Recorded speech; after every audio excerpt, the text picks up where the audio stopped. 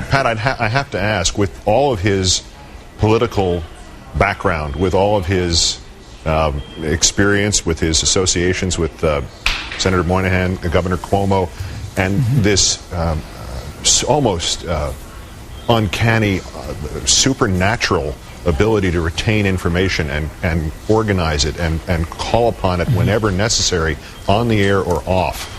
How did he wind up doing this as his life's work in television, as opposed to getting, say, somebody elected president of the United States? Well, Tim was what you would call a transfer student. He worked for Governor Cuomo, and Pat Moynihan was enormously proud of it. And Tim was a real student. I come over here sometimes, Keith, on Saturdays and do a little hit in the morning, and I'd often run into Tim, and he had his old clothes on, and he was coming out, and he was smiling. He was a Catholic kid who had done his homework and who was prepared, and when he was going to be called on the next day, he was really going to perform. He had a tremendous love for what he was doing, an infectious sense of humor, a tremendous ability really to share an inside story which he had picked up. You know, Howard mentioned that he is a rooted person, a deeply rooted person. That was the Tim I knew. He loved his family. He talked about Maureen. He talked about Luke. He talked about Big Russ, the stories. He talked about the school, the high school he went to up there. He talked about the church.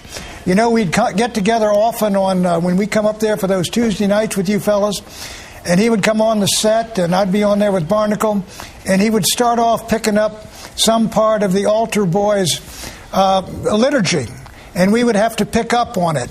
And he remembered that, and you could tell he was a man that loved where he came from and who he was and the people he came from. And I think he saw himself as really someone who was representing them when he reached the heights that he did. Clearly, he's a giant of American journalism. You know, we hear that statement often, that an institution is but the lengthened shadow of a single man. Meet the Press today is a lengthened shadow of Tim Russert.